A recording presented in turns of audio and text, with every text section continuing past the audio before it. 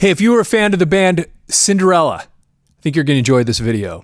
I found an old article, an old interview with Tom Keifer and Frank Mazer. Frank Mazer was their manager. And basically, this is when they were on tour with David Lee Roth. And I imagine a lot of people that watch this channel actually saw this tour when Cinderella was opening up for David Lee Roth. This is back in 1986. And I'm going to read this to you, and I think you're going to find this really fascinating. But before I jump into it, I've had a bunch of people ask me about this book that I sometimes put out here in front. This book is called Your Next 11 Marketing Moves. I actually wrote this book, and I put it out there because if you're a small business owner, if you are involved with sales or marketing or any of those kinds of things, it's actually a book I wrote not long ago. It's got a lot of cool stuff in it. It's available on Amazon. Anyway, that's what it is. Okay, so it was back in 86. I remember the first time I heard Cinderella, I believe it was the song Shake Me. And the song Shake Me is one of those, one of the great cowbell songs. I don't know if you remember that, but there's gung, gung. There's a great cowbell that just goes through that tune, and it's awesome. But I remember hearing it, and it was just this kind of, it was this really powerful rockin' stuff. And so I went to the record store, of course, and I bought this. And this is actually the one I bought back in, it would have been 1986 when this came out. And I remember going to the record store because I hadn't seen the cover before. And I walk in there, I go over to look for Cinderella, and I see this. And I didn't think that was the greatest picture I'd ever seen of a band before. But anyway, so I picked it up, took it home, and I actually really liked a lot of the stuff on this album. And it's kind of interesting. The songs that I ended up liking were a lot of the songs that got popular. Of course, you had Shake Me. That's the one that I mentioned just a minute ago that had the cowbell. Nobody's Fool got really popular. It was kind of, it was one of those almost like a power ballad kind of a song. And Nothing for Nothing, Once Around the Ride. These were just cool rockin' tunes. Hell on Wheels, I remember I really loved that tune. Somebody Save Me actually ended up being a pretty big hit. And then In From the Outside, this had a real kind of Aerosmith sound to it, and then Push Push, and Back Home Again. Actually, it's had a real Aerosmith sound to it because he actually did the "I'm back" kind of thing, almost like Steven Tyler does in the song "Back in the Saddle." So anyway, but the thing that I really liked a lot of the music, but the thing that threw me a little bit was the sound of Tom Keifer's voice, not his voice itself. I actually really dug the sound of his voice because he has kind of a little bit of a Brian Johnson, AC/DC kind of a sound to it. But unlike Brian Johnson, on this album, I don't know how to explain it, but it sounds kind of buried. It sounds lost. Where if you go listen to the song Back in Black, for example, which is a quintessential Brian Johnson song, his voice is so out front that you can feel the grit. You can feel the energy off of his voice. It's so powerful. And Tom has a really similar voice. It has that grit and grind to it. And yet the way they produce this, in my opinion, it's kind of, you don't get the full effect out of what this guy can do. Because he's a really powerful vocalist, super talented guy, great songwriter. And it's cool that they picked the name that they did, because the band really does have kind of an interesting Cinderella story, simply because they had their own, what was it? In Cinderella, was it a guardian angel or something like that went in and then gave her all the clothes and helped her go to the ball? Well, anyway, their version of that was Jon Bon Jovi. Jon Bon Jovi saw them while he was recording, I think he was recording 7,800 Degrees Fahrenheit. He went to a local club and saw Cinderella playing. Next thing you know, he's calling his record company and saying, hey, you need to check out this band. And they tell a little bit about that in this article. And I think you'll really enjoy this. Now, one thing that's kind of interesting about this, and they talk about it in here too, but I just want to point this out because it's kind of interesting. When you look right here, it says all drum tracks, Jody Cortez. And if you look here, this guy is named Fred Curry, and he is the drummer for Cinderella, and played with them when they went on tour, but did not play on this album at all. But anyway, he's pictured on the album. That's him right there. And I believe when he actually was born in, I think it was 67. He's only a couple years older than me. And so when they were taking these pictures, I mean, the guy was like 18. He was a kid. And what's so interesting is they picked him up. He had been subbing, I think, for Randy Castillo, who was playing with Ozzy at the time, and Fred Curry was playing subbing for him, and then he ended up getting recruited to come play here with Cinderella, and it covers a little bit of that in this article. And I think, again, if you're interested in Cinderella, you're really going to enjoy listening to this kind of a behind the scenes thing related to the band, especially on this tour. Okay, so this is from the Philadelphia Daily News. This is Friday, October 10th, 1986. And so to put this in perspective, this album was released on June 9th of 1986. So July, August, September. So this is 4 months. This article is written roughly 4 months after the album had come out. And talk about getting the golden carriage, Cinderella. I think that's what it was, wasn't it? It took a pumpkin and turned it into a carriage. And going to the ball. To get that gig with David Lee Roth, this is David Lee Roth touring after leaving Van Halen, and he was a big deal at the time. And for them to land that gig and to be able to go touring with David Lee Roth was huge. By the way, if you saw that tour, down in the comments, please, love to hear about it. Okay, so anyway, so here's the band, Jeff LaBar, Eric Brittingham, Tom Keifer, and Fred Curry. And then it says live this week. Cinderella, a heavy metal fairy tale. Okay, so here we go. All of a sudden, Philadelphia's Cinderella has become the belle of the ball.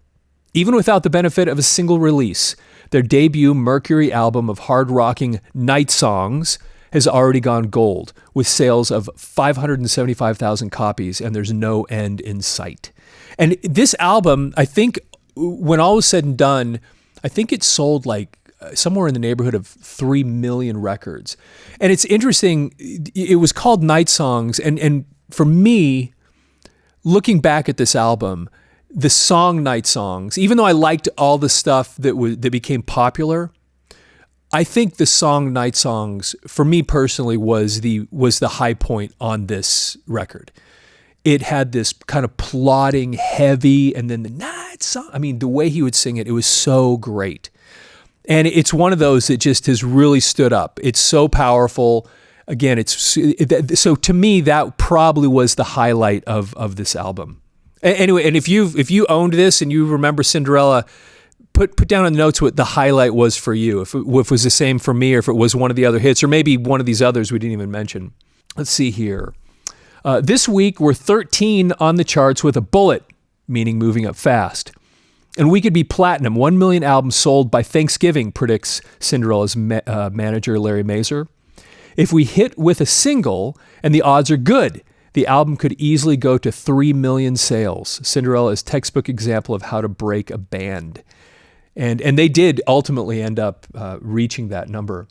And then sure to help matters is Cinderella's, and you look at the picture that's right below this, of course, is David Lee Roth solo now, because they reference him because, of course, they're on the tour with him. Let's see here. So Cinderella's enviable spot as the opening act for David Lee Roth, one of the hottest concert shows of the year for metal maniacs.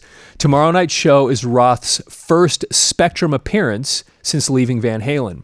Quote, a lot of bands that used to open for Roth when he was with Van Halen got booed off the stage. His audiences are tough, says Mazer. Now, before I go on, if you ever saw Van Halen, did you have that experience? I saw Van Halen one time, and it was on the 1984 tour. I don't remember the name of the band that opened, but almost the entire set, the audience was booing. I'd never seen that. I don't think I've ever seen that before or since, but the entire time, they were booing the band. It was so weird. But anyway, so he mentions that here, and I go, apparently that was a thing. And if you experience that too, I'd love to hear about that. But Cinderella has been getting a great response in the slot, and not only with applause, but also with the lobby sales of their T-shirts, a real stamp of approval by an audience. We've been told that a newcomer band is lucky to average 50 cents per customer. This band is averaging between $1 and $1.50 a head in merchandise. That is some actually really interesting inside baseball information, isn't it? Back in 1986, those were really, and you think about that per head. I mean, those are some pretty good numbers. If they're talking about the entire arena, if you're averaging out that much per person, that's a nice little bonus on top of the ticket sales and whatever else. So, okay. Let's see, calculates Mazer, who can hardly believe his good fortune. Neither can the group. It's something we've dreamed about for years, but it's happened faster than anyone could have anticipated, said Cinderella lead vocalist, guitar player, keyboardist, and composer Tom Keifer, a 25-year-old native of Springfield, Delaware County.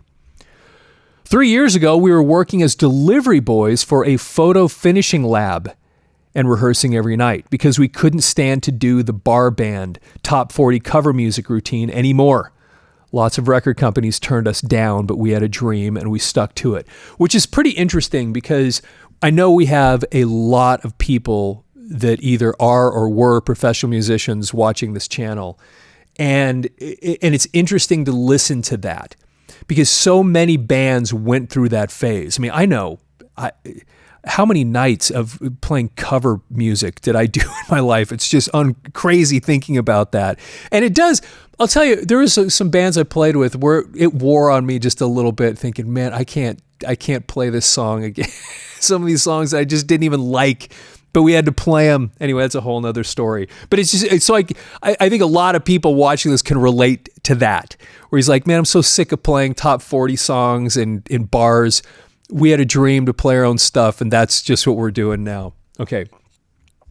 More than one Prince Charming has helped change this Cinderella's life. Rock and roll hotshot Jon Bon Jovi, with whom Cinderella will be touring after December, was one who played the part especially well.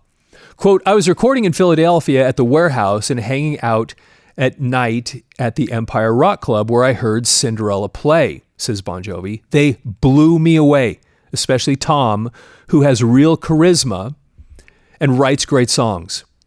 So I called up Derek Schulman, the head of artist signings at my label, and started raving about the group. He told me he'd already rejected them on the basis of a demo tape, but agreed to come down and check him out. Now, again, all you guys that are musicians that watch this, that right there is such an interesting thing to hear. Because you have this band, Cinderella, that really became huge. I mean, the record company made a lot of money off of these guys. And it's funny to think, listen to this, these guys are talking about how many times they'd been turned down, and the label they ended up with signing with them had turned them down. And that world was ruthless. And it's amazing when you think about that so many bands that probably should have been signed and could have been monster hits never were. Just like these guys almost weren't if it wasn't for this happenstance where Jon Bon Jovi sees them. And not like Jon Bon Jovi at the time had a ton of pull. I think that he only had the one album out, but at least he went out of his way to call somebody at the record company and say, because he wasn't the Jon Bon Jovi we know today. You know, he had Runaway, and I think that was at this point the only thing that he had out. This was as 7800 was being done. Anyway, just an interesting thing to look at that and see how fragile and how difficult it is for even somebody that should have been signed, that was almost overlooked, this band that would have sold millions. And how many bands, probably even people watching this channel, were in bands that should have been signed, that could have been this, that just weren't for all this reason right here. So interesting. Okay.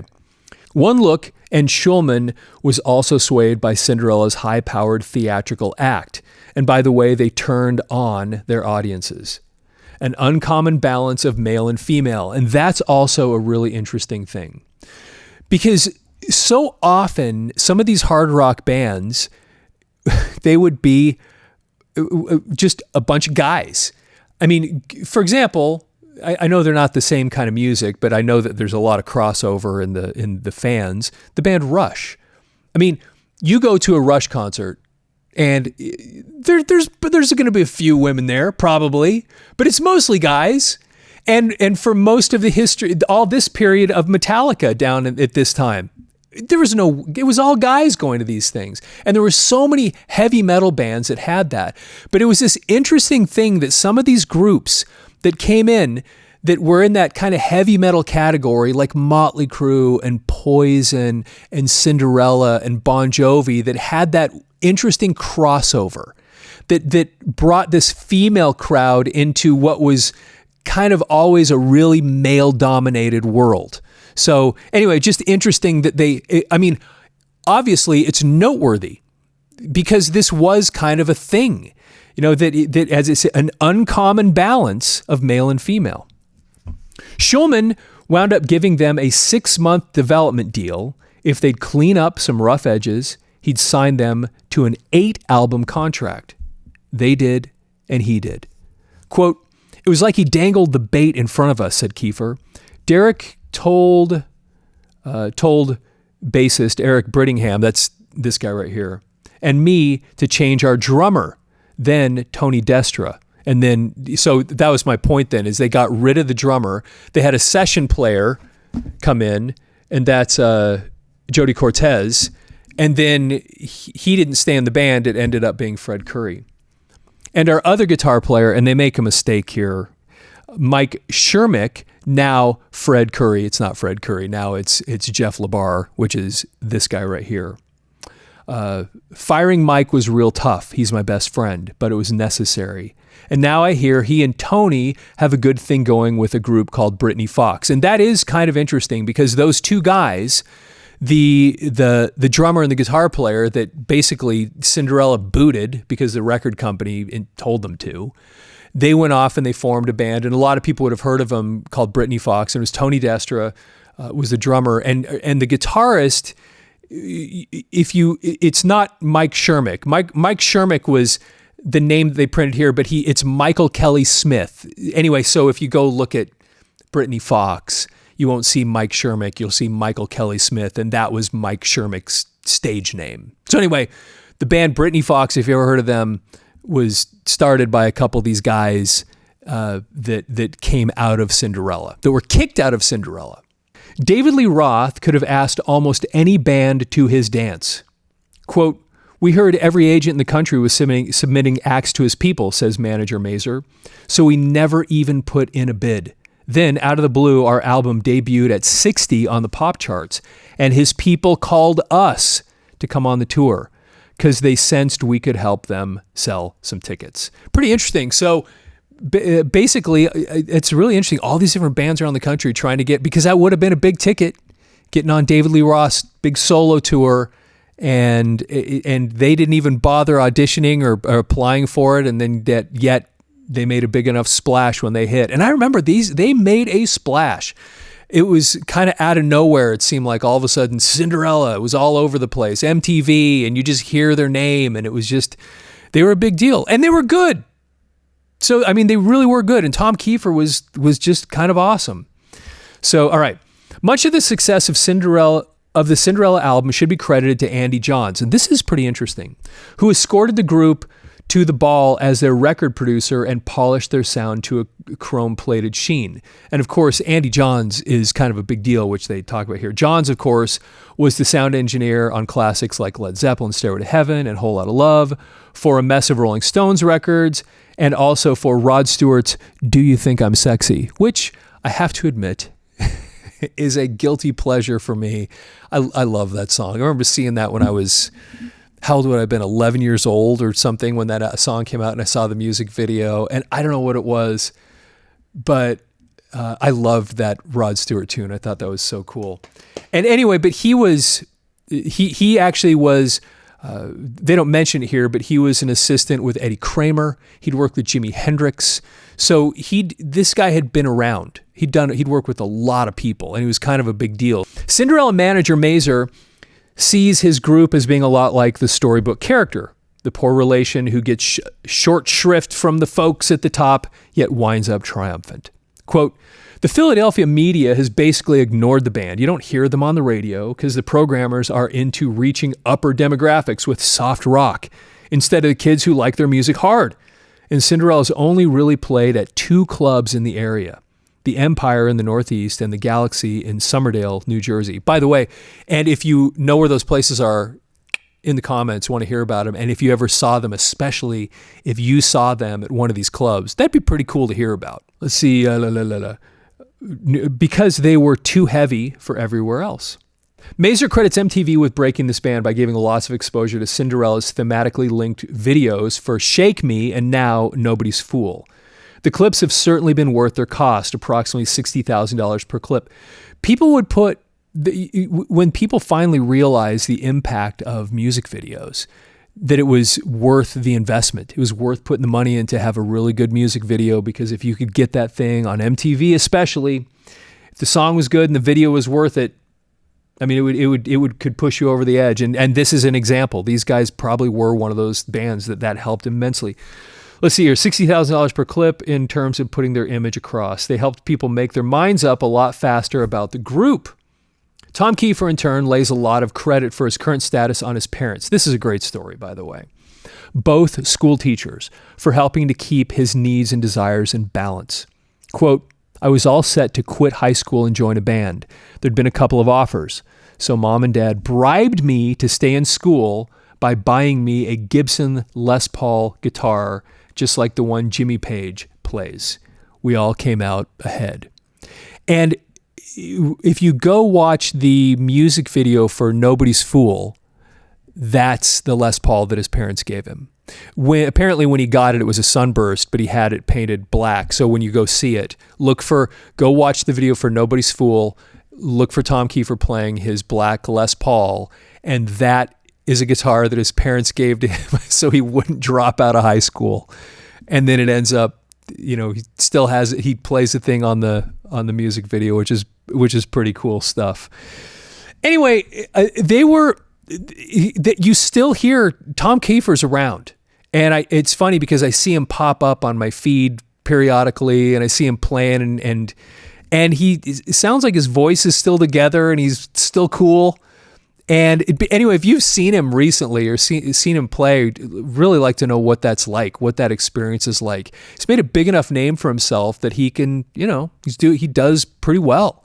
And again, the guy was talented. He could write some good music. He had a cool voice that wasn't that shrilly, shrieky thing that we started seeing so often in the 80s. He kind of got back to, a little bit of that Brian Johnson rock and roll gritty sound, which was kind of awesome. And he could do it pretty well.